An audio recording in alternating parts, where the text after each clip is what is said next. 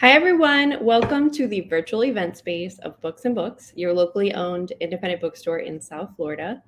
Today, we are thrilled to be part of the virtual launch week festivities for one of our much treasured local authors, Romina Garber. We were able to celebrate her here in Miami last night at the bookstore for those of you nearby, but today is the actual official pub date for Cazadora, the sequel to Lobizona, and today we're excited to spend a little more time with Romina launching this important book into the world with all of you guys here tonight. So she will also be joined by best-selling author Zoraida Córdova, and we're really excited about this conversation, as I'm sure you are. To get things started, I'm going to read their formal bios, and then I will tell you a little bit about your screen before I hand it over to them for a while. So Romina Garber, the pen name of Romina Russell, is a New York Times and I said that right. Okay, is a New York Times and international best-selling author. Actually, Romina Russell is the pen name of Romina Garber, I believe. But anyways, is a New York Times and internationally best-selling author. Originally from Argentina, she landed her first writing gig as a teen, a weekly column for the Miami Herald that was later nationally syndicated, and she hasn't stopped writing since. Her books include Lobizona, Cazadora, and the Zodiac Quartet. Romina is a graduate of Harvard College and a Virgo to the core. Our conversant tonight is Zoraida Córdova. She is the acclaimed author of more than a dozen novels and short stories, including the Brooklyn Brujas series, Star Wars, Galaxy's Edge, A Crash of Fate, and The Inheritance of Orquídea Divina, which is phenomenal. I just read it. And in addition to writing novels, she serves on the board of We Need Diverse Books and is the co-editor of the best-selling anthology Vampires Never Get Old, as well as the co-host of the writing podcast Deadline City. She writes romance novels as Zoe Castile, and Zoraida was born in Guayaquil, Ecuador, and calls New York City home. When she's not working, she's roaming the world in search of magical stories. So a little bit about your screen right now. The first thing I want to mention is this big green button below us tonight. This is going to take you to purchase copies of Cazadora. You'll also find copies by searching Lobizona of the paperback edition and hardcover edition of Lobizona. All three of these, if you order today, it will be signed already. And then separately, we also have Zoraida's YA backlist. These aren't signed, but they are great. And again, I will recommend pre-ordering her adult debut, The Inheritance of Orquídea Divina. Also, these authors work together on an anthology edited by Zoraida. They'll talk about it in a little bit, called Reclaim the Stars. I'm going to share that by link in the chat with you as well, but I'm very excited to read it. So another pre-order opportunity for you.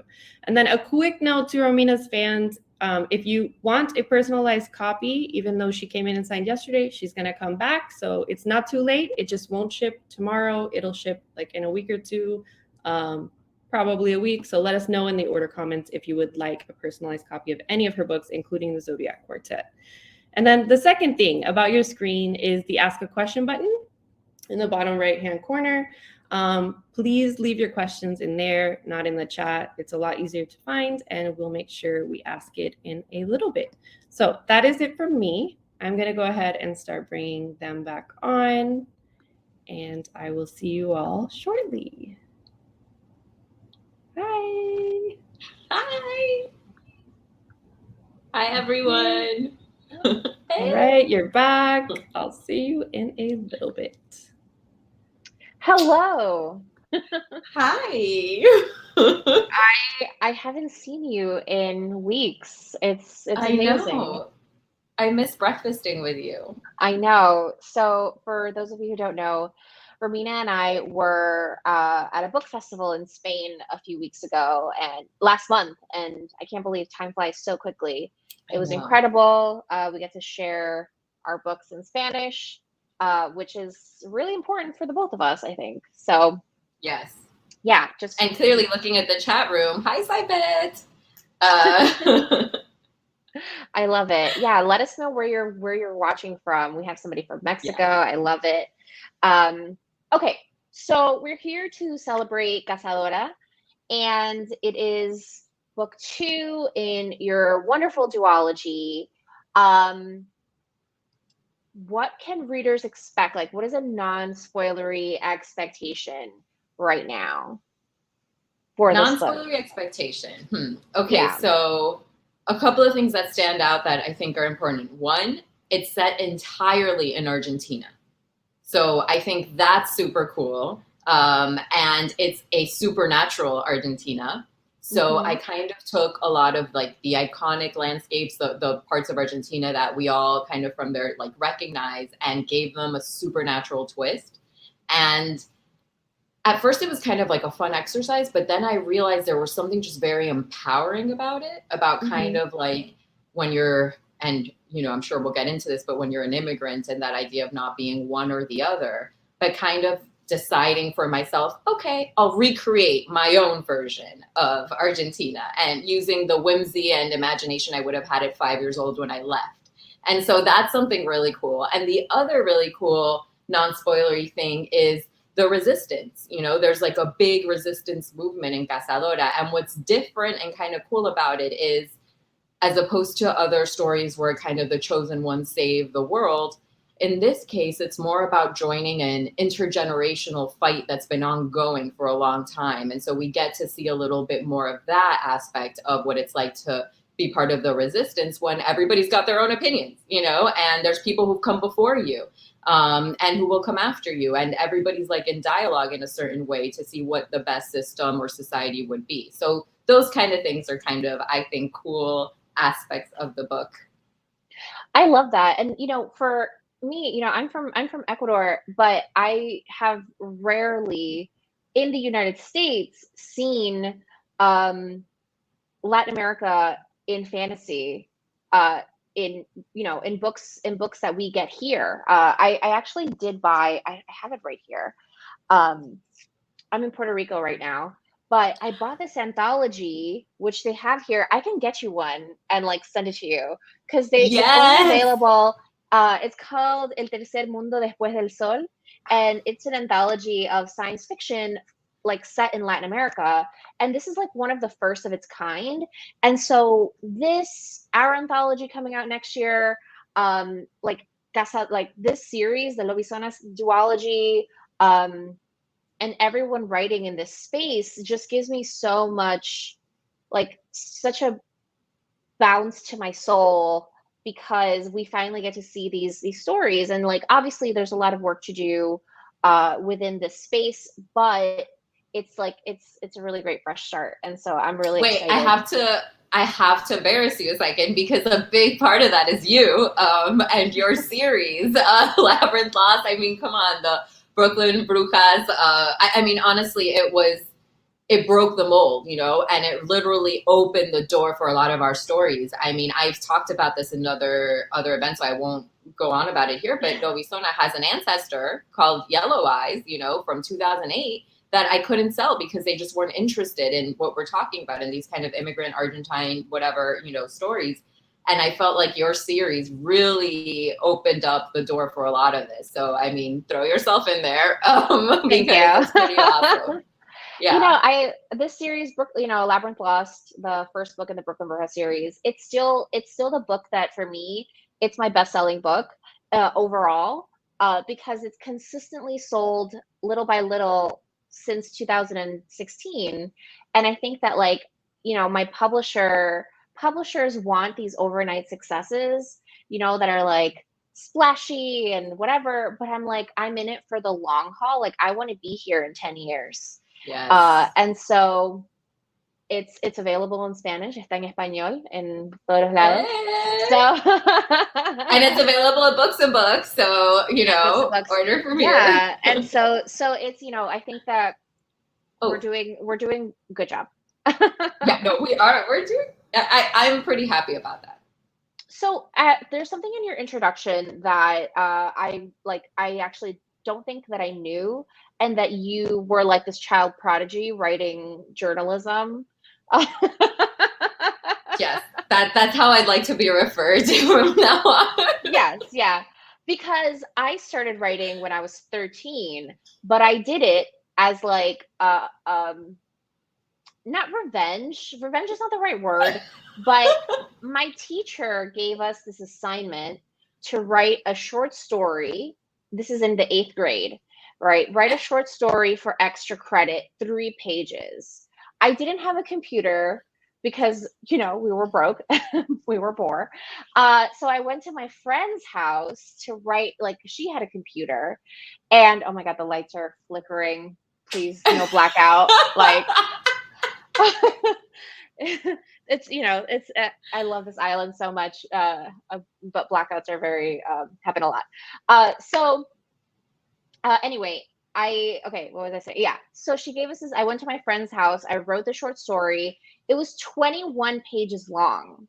And I didn't know you had to double space at the time. So it was like single space, 21 pages. Wow. Her mom was like, is this girl going to leave? Like, we've already fed her. Like, does she have a home? At 13?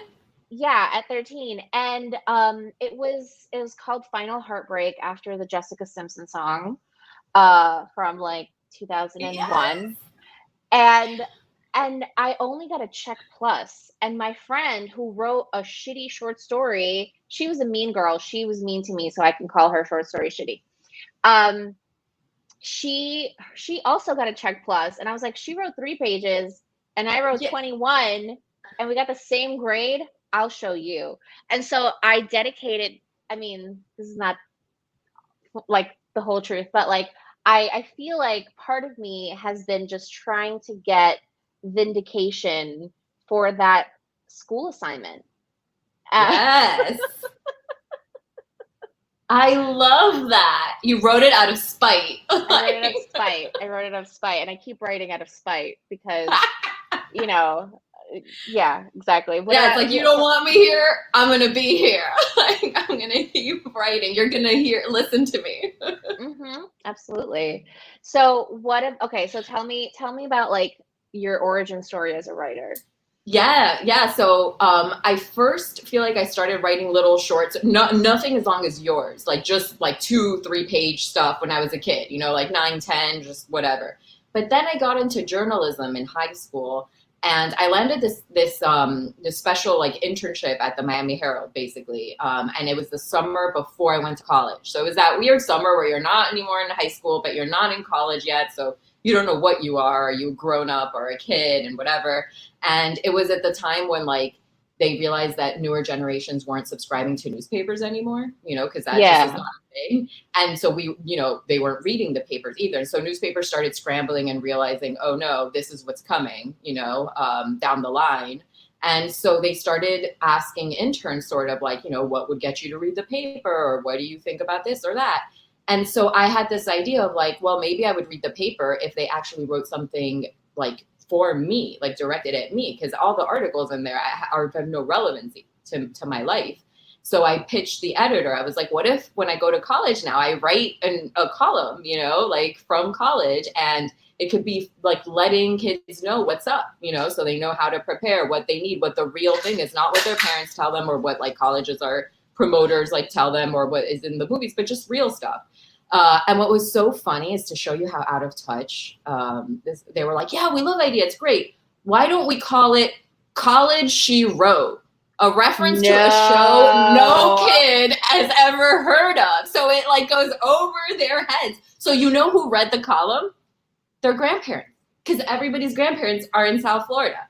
So the grandparents would read it, and they got the Murder, She Wrote reference. So they would read it. And I'd write about partying, about drinking, about like being sexiled and like all this stuff. And they would just like, send it to their grandkids, who then invariably went to college and with me and would find me and be like, what is this? Like, what are you writing?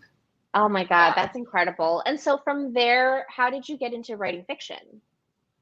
I got into writing fiction more in college. And my first attempt at it was a catastrophe. I mean, it was awful. It was like, this is the modern day Great Expectations. Like, no, it's not, honey. This is nothing. Like, I don't know what this is. Like, it's fine. I was trying to be Ernest Hemingway when I was in college. So,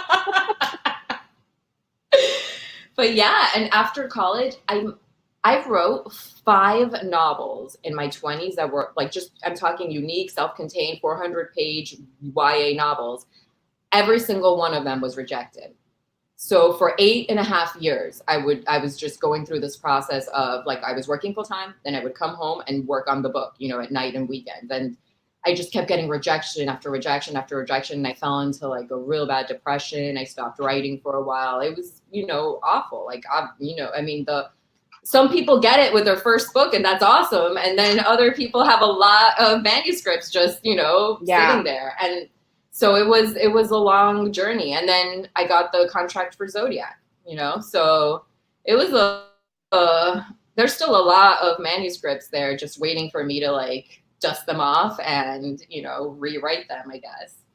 Yeah. I mean, the thing about this industry is it'll break your heart all the time. Yeah. Forever and always with every book. But I think that the wonderful thing is that we get to reach so many readers, and people end up discovering our books and our stories, and we still make connections that way.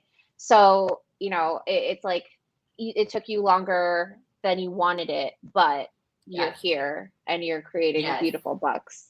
And what you said before about our, like, the kind of accruing, right? Like readership over time, V.E. Schwab is a great example of that, like she's written a lot about that kind of like you have to put in the work and over time. And what matters is that you're writing things that are true to you, and then eventually, not writing for some invisible market or trend or a reader that isn't really real.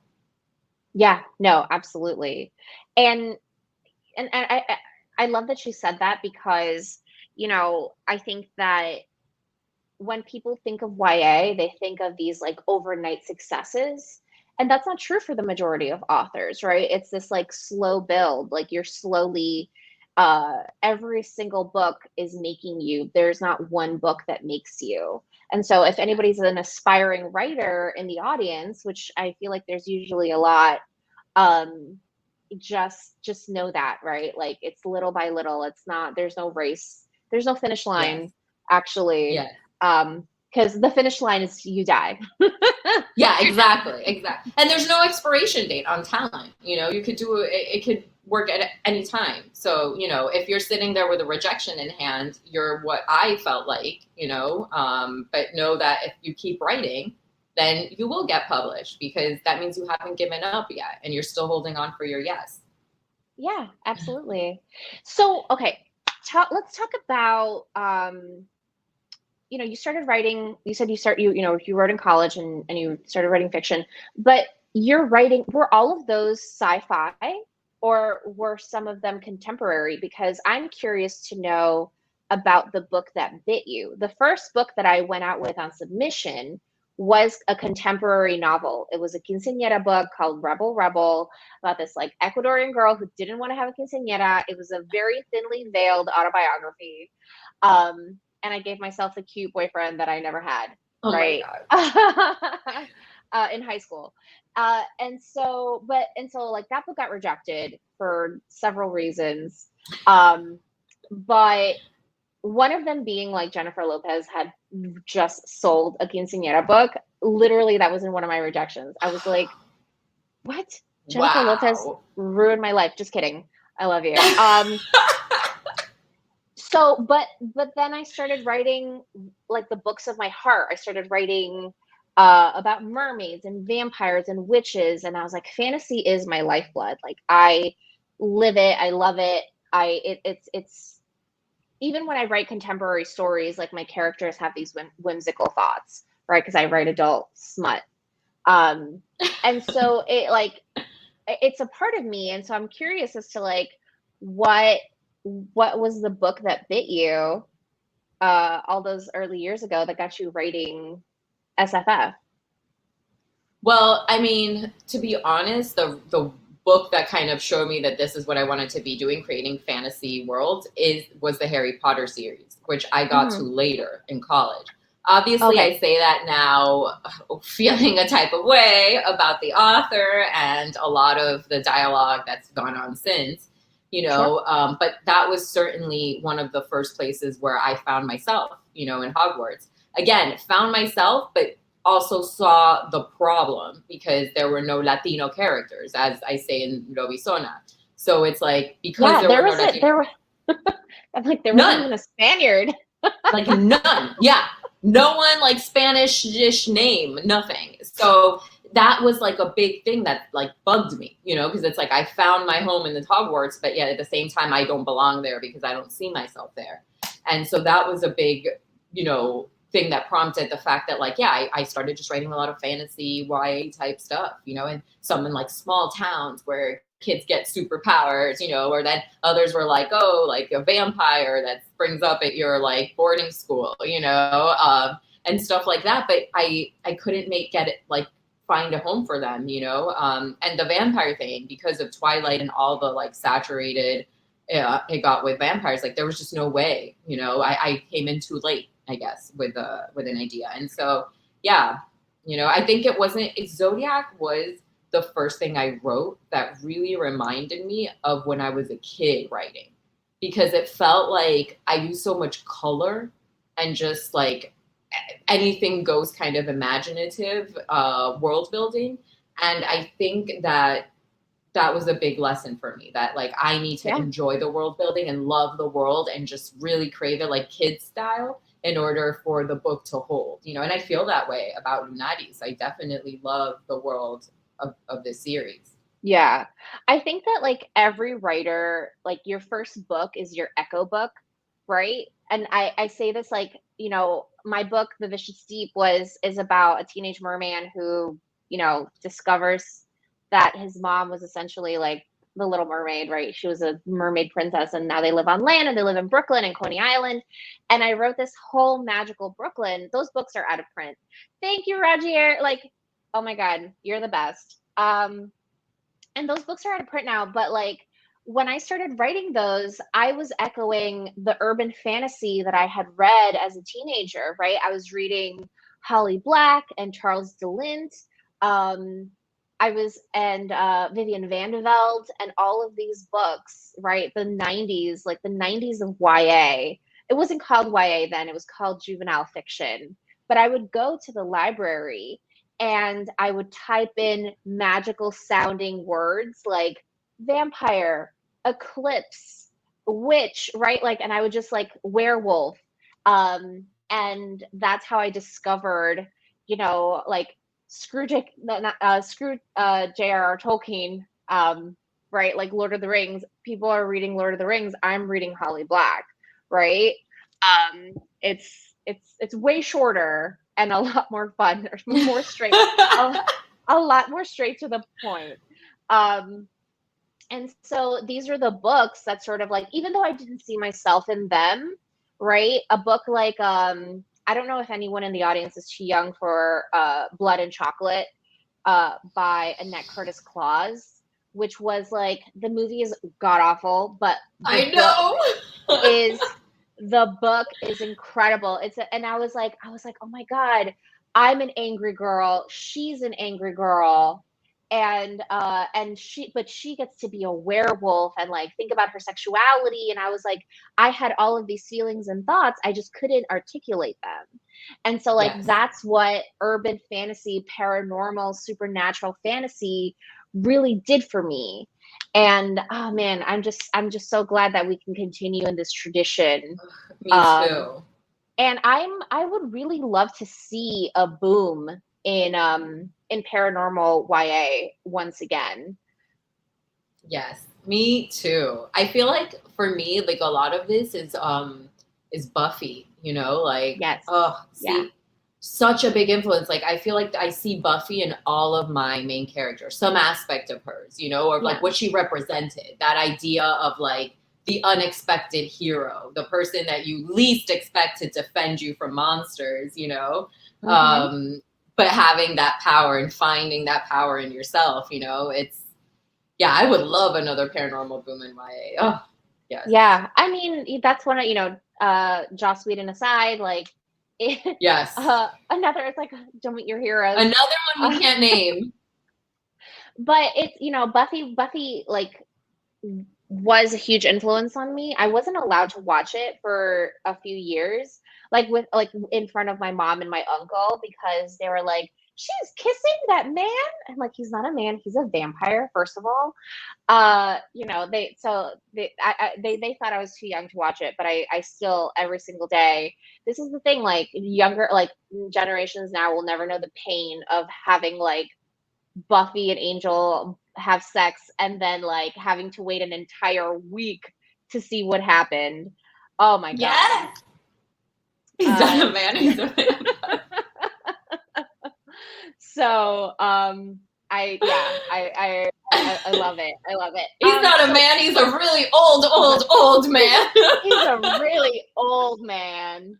Oh my goodness. I wanted a 300-year-old boyfriend when I was 17. So I do not know what's wrong with me. We'll talk about daddy issues later. We have a lot of questions, so I feel like let's try to get to some of those. I have some backup ones, like in case, but I'd love to get to some of the reader questions. Totally. Hi guys. I was loving that conversation. Me too. So, okay, let me look where to start. Okay, so the first one is for you, Romina. Was this book was Cazadora harder to write than Lobizona, or did it flow easier this time around? So I will preface it by saying I'm a true Virgo. I'm very neurotic. So everything was outlined. So I'd say in one way they were equally the same because I'm just referring to an outline. But when it came to actually structuring it, I think it was a little harder in the sense that I couldn't cheat by having the school, like school it makes it so much easier to structure because it's like, okay, well, school's gonna end, or there's either a weekend or there's an exam or there's a graduate. There's always some way, of structuring. And so with Cazadora, we kind of break free from any kind of that. So it was a little harder, yes.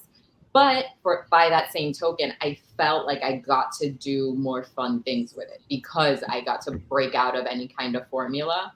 I think it was a little less expected and more rewarding. Okay. So that was Sophie, by the way. And then Sophie also asked a second question. She asked, what place from Argentina did you have in mind the most while writing Cazadora? So Cazadora is set in the cursed city in Argentina is actually accessed through the Cataratas de Iguazu. So I was thinking a lot about that area. And then within it, while it was like, every area, Manada is like inspired by a different part. So there's La Pampa, obviously Buenos Aires, there's Los Andes, there's Patagonia. So, I mean, you're going to see aspects of the landscape in many different places. And if you're from Argentina or familiar with it, you'll probably point out some of that stuff for sure. Awesome. Okay. So I'm trying to pull first the Lobizona Cazadora questions and then because you want to talk about Reclaim. I do. Okay, so what inspired you? You kind of answered this, but if you have anything else you want to add, what inspired you to write Lobizona, and then what inspired you to continue the story into Cazadora?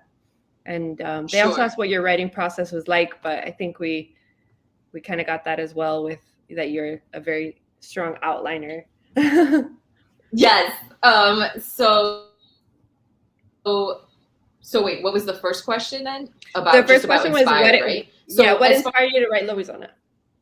Okay, so I mean, honestly, this was the book I needed as a teen. Like what I was saying before about representation and that idea of not seeing yourself on the page, and also language.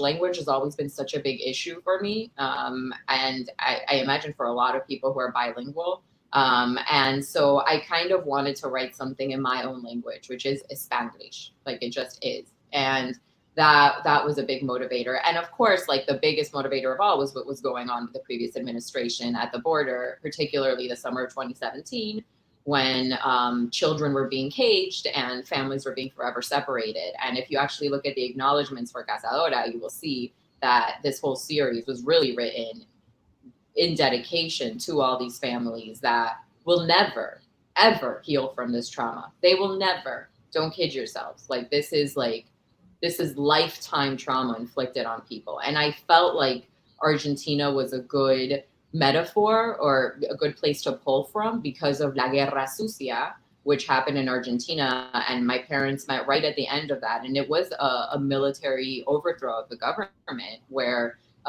dissidents disappeared overnight and children were taken from their families. And to this day, many of them have never been reunited.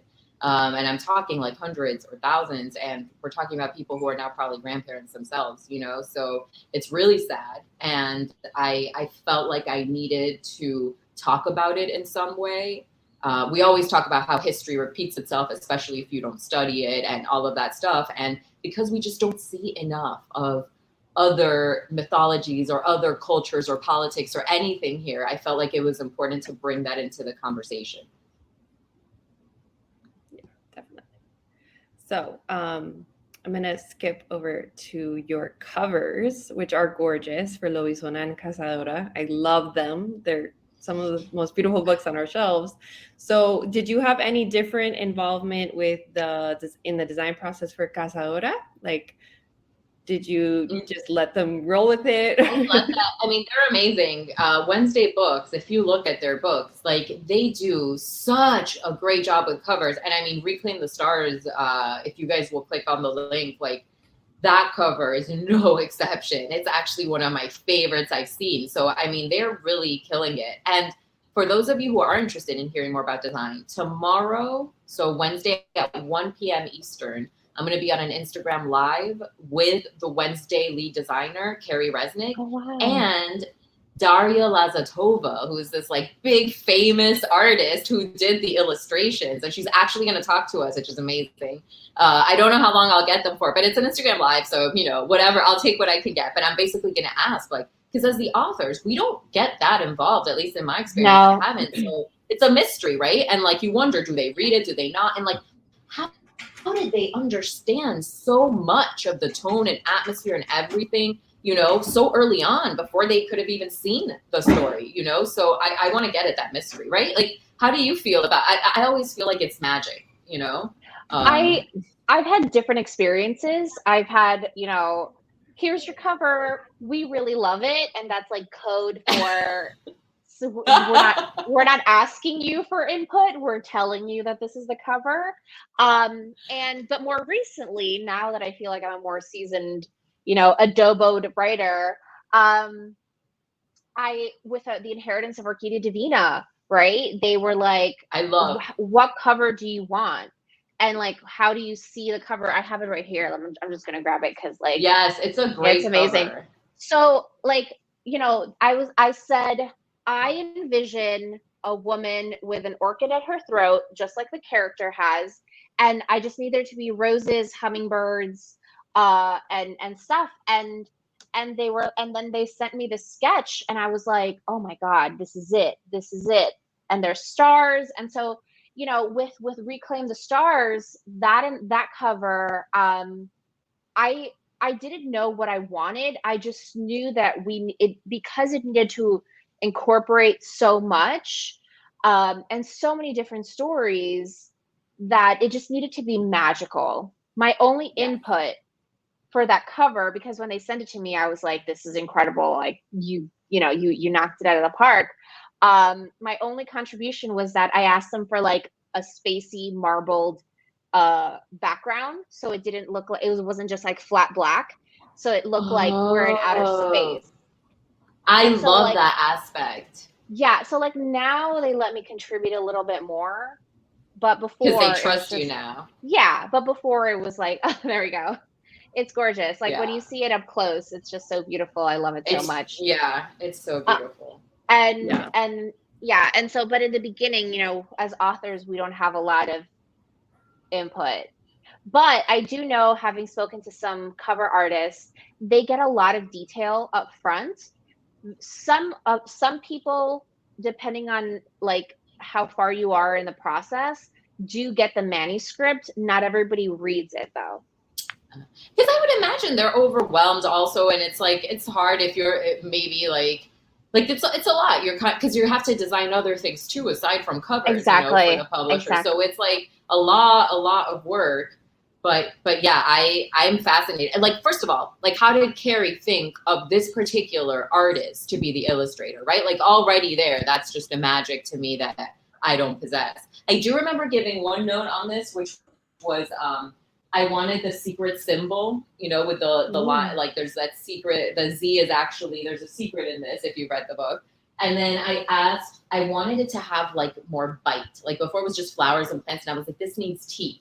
And so there was like literal like teeth, you know, and I feel like I like that. And then for the second one, they did ask me if I had any ideas before going in.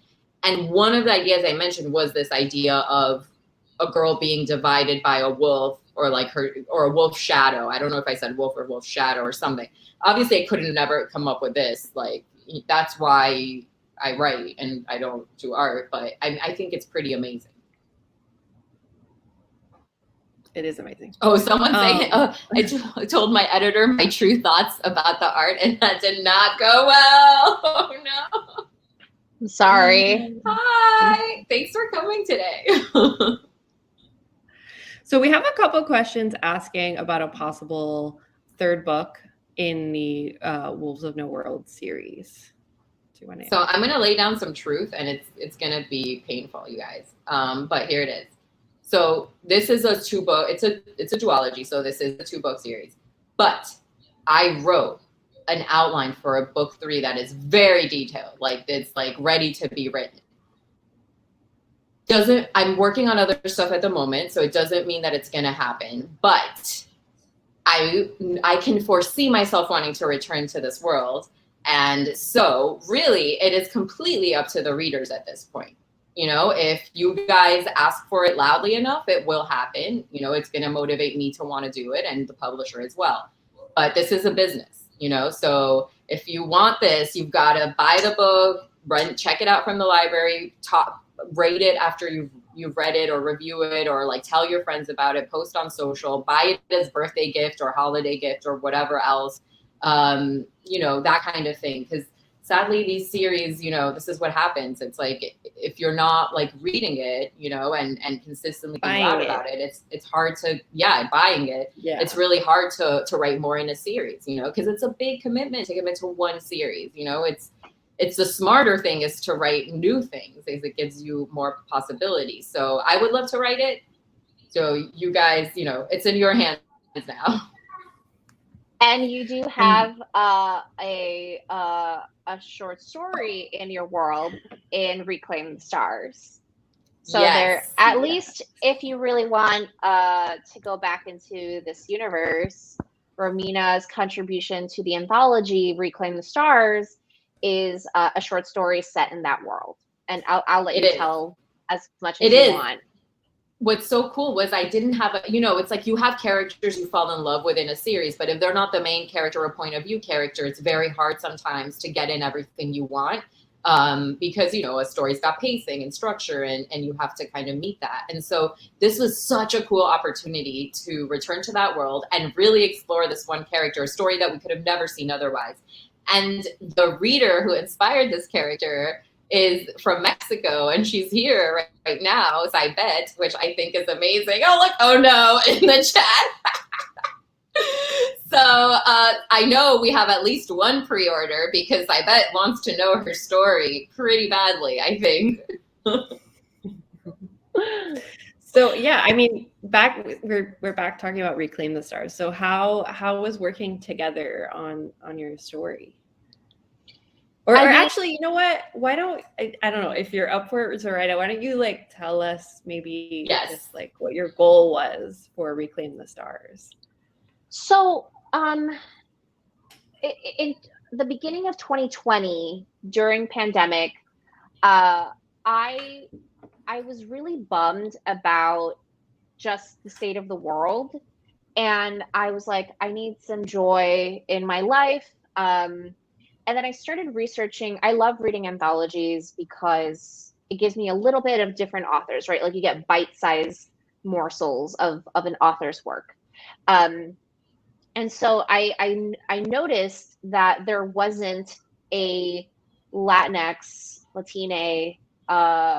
anthology of science fiction and fantasy on the market in YA in the traditional space. There's one that is put out by a university publisher. It's called, but I'm not sure how long ago that one came out. So I went to my agent and I said, I want to do this. And anthologies are hard because, you know, they're not they're not big sellers for publishers, so they don't, you know, it's sort of like you know, it's like a project of your heart more than like you know, like you've won the lottery. But I still felt like I won the lottery because every author that I asked said yes. And I just said, just all I need is like a pitch. I need like a story that you're going to bring. It could be science fiction or fantasy. And so we have Daniel Jose Older and Anna Marie McLemore and just Mark Ashiro. And everybody has such a different perspective, comes from a different diaspora country. You know, I'm from Ecuador, and I feel like I say that a lot, like just in case you forget. You know, so we have like stories from all of these different places, and the inspiration, like I said, hey, Nina Moreno, there's a touch of fantasy in your work. I need you to write me a fantasy. I need you to write. So she wrote like this incredible short story. Like, I can't even begin to describe it to you, but I'm just going to say it's like about a sexy tree, like tree man. I got to read it. Oh, you amazing. Yes, I love it. And so like I just wanted to push all of these authors and just say, like, write in this space. Let's make sure and that we make room for people. My publisher let me have a writing contest for a brand new Afro-Latinx author. And because we, like, I swear to God, we got so many great submissions. And when it came down to the last two submissions, we were like completely split on the, like, among the, you know, the board. And I was like, why can't we just have both? And so the publisher let me have both stories. So we got to publish two brand new authors. And I'm just so like, that's what I wanted. Like, I just wanted to give back to the community and just create a little bit of space. You know, it can't be the entire space, but it's just like a fraction of it. And hopefully like other authors will create their own anthologies, and it'll just make room, like create possibility. And so that's really what I wanted to do with this anthology. I'm very excited to read it. So, and then It's so so how good. was it like working together? Was it like how I don't even know. I think how that like works. I mean, Romina's a pro. She didn't even need a lot of edits. Like, so it's been pretty seamless. Like, we just got back the final, like the first round of proofs. So, you know, if you the way that books work is like edit, line edit, copy edit, proofreader, second proofreader. And so it like we're just getting to the final stages. But I don't know. I try not to be an annoying editor. No, I've been in a great editor. I've been in a lot of anthologies.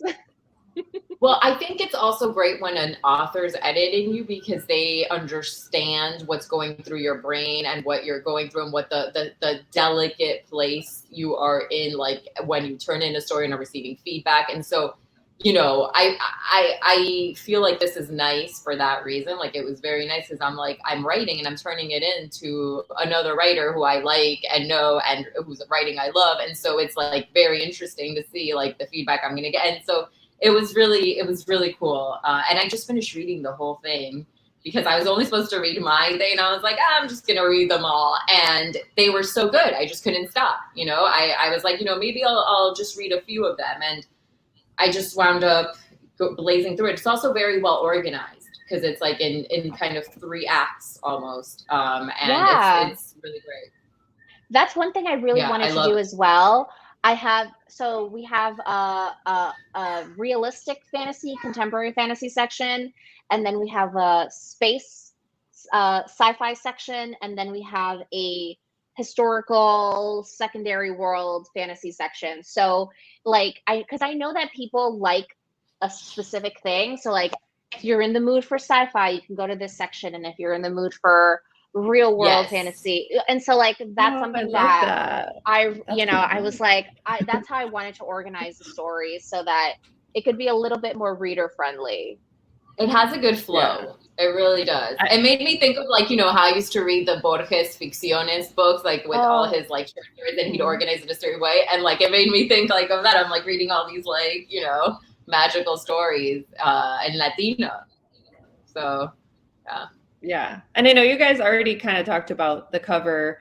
It's so beautiful. Was that another, I mean, I know it's the same team, the Wednesday Books team, but it was another, like you guys just like surprised you, or were you involved at all in the design process?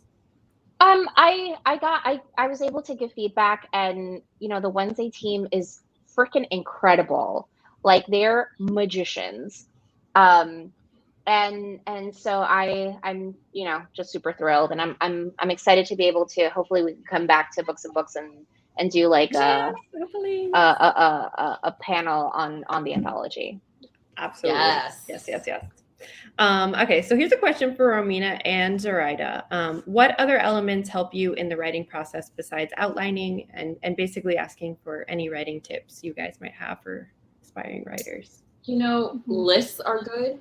I like to make lists, like when I'm sort of like not sure of where to go with something, or where to set a scene, or where or names, even for character names. Like making lists is a great idea, because the first few ideas will be the kind of most trite. But then as you get into the deeper weeds of that list, you're going to get all the nuanced, cool stuff that's unique to your brain, that you're being pushed to come up with, because you're pushing yourself to think deeper. So I like that as a tool. Taking breaks is good, like walking and everything, and listening to music. I also like to like daydream about the characters. I know this sounds counterintuitive. It's like I'm not working, but honestly, like giving myself permission to just sit in that world or those characters and not feel like, if I'm not putting words on the page, I'm not creating. Like that was a big change for me when I finally let myself be like, well, this fuels my creation later. This is how I feed that well, so I have stuff to pull from. So like letting yourself think about them like they're real people, and permitting yourself to imagine the way you would have as a kid. Those things are also useful. I think that I agree with you. One of the ways that I look at my story is I start outlining it, and I think of it as, I got this idea from my Spanish editor when I asked her to translate plotter or pantser. And she said that there are map writers and then there are compass writers. And so like compass writers just sort of like figure their way out, like, and map writers so I'm like, let's just combine both. And once I ended up combining these two ideas, I started thinking of my book as a roadmap, right? Like I'm trying to get from New York to California, and there are a million routes that I could take, right? And so which one is the best one for me? And I just outlined a project that I'm gonna like publish under a pen name, and I'm really excited about it because I took a long break. I didn't write for 2-3 months, almost 3 months. Like I just wasn't writing because I was sad, and like I was stressed, and all of these reasons. And I just took the burden off of myself, and I said to myself, you need to take a break, like a real break. And I still had to line edit and do like work, but like to write something brand new, I needed to take a break from myself, because I'm always just thinking about what comes next. And so once I have this map, it's easier for me to see the finish line, right? And to sort of visualize where I want my character to start and where I want them to end, right? Because whatever happens in the middle that's the story. But I need a solid introduction and ending. And that's what helps me. During my writing process, for sure. So I'm going to ask you guys the last question of the night. I really like the way this question is worded. It's what books are you glad that it exists? And I know from last night at the bookstore, lots of people listening in there were telling Romina Loisona was that book for them. So That's very emotional. yeah, what book? It was Yeah. lovely. Your fans are wonderful. But yeah, what book are you glad exists? Oh man, that's Roger. That is such a, oh my God, it's such a good question. And I just like can't, my mind literally just went blank. Actually, Well, blood and chocolate. Blood and chocolate, obviously. I'm super glad that Don't Date Rosa Santos by Nina Moreno exists. I've had a lot of I had a lot of trouble seeing myself in books, and even though that book is Cuban and I'm not, like, it captured this like Jane the Virgin essence of 3 generations without paternal figures being there, right? Like I grew up with my mom, my grandmother, and that was just like, and when I read Rosa Santos, I was like, this is like my childhood. This is, you know, the complicated, messy relationship. And so I'm just always so glad that that book exists, because it was so important to me.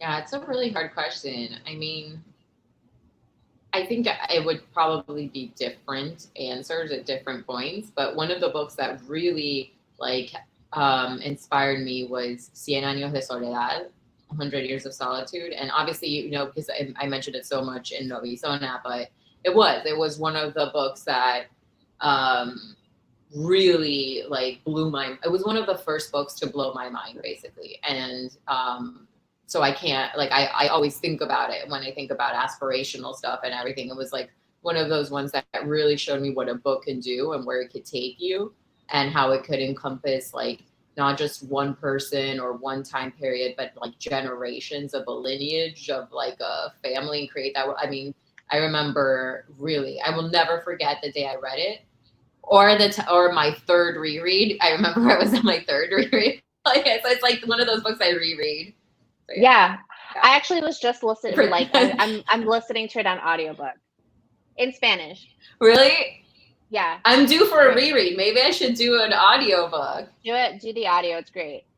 That's and one of my favorite books. There's a lot of different versions. Yeah. Both of you guys mentioned like such great books. I read 100 Years of Solitude like as a teenager, and I was like, it was like life-changing to know books could be like this. And then I read Don't Date Rosa Santos, like, I don't know, as a 30-year-old, and I was like, a Cuban girl. Like, it was so like, I don't know, like I love her. The Spanglish, the cafetera, like croquetas. I was like, I don't know, you know, it was nice to see. It was the first time I'd ever read any of that in a book. So yeah. So we're gonna wrap things up now. I want to thank Romina for spending 2 nights with Books and Books during the launch week of Cazadora. We love having you. Thank you so much. I love you guys. Zoraida, for being a conversant tonight. It was I loved the chat so much. I know, you're so fun. And thank everyone for who's here tonight. Thank you. And again, there was a question in the chat, and I put a link there, but I also want to mention you can get a signed copy of Cazadora at the link on the green button. If you cannot see the button, I am putting it in the chat now. All of our copies of Cazadora, Loizona, in paperback or hardcover are signed. And if you would like a personalized copy of any of Romina's book, including the Zodiac Quartet, let us know in the order comments. We'll take care of it. And yeah, if you look through the chat, I put tons of books in there, including like Reclaim the Stars probably 4 times, where you can read a Loizona short story. So thank you again to everyone for joining us. I hope to see you at future virtual events. And yeah, good night. Bye. Ciao. Bye. Thank you. You're welcome. Bye.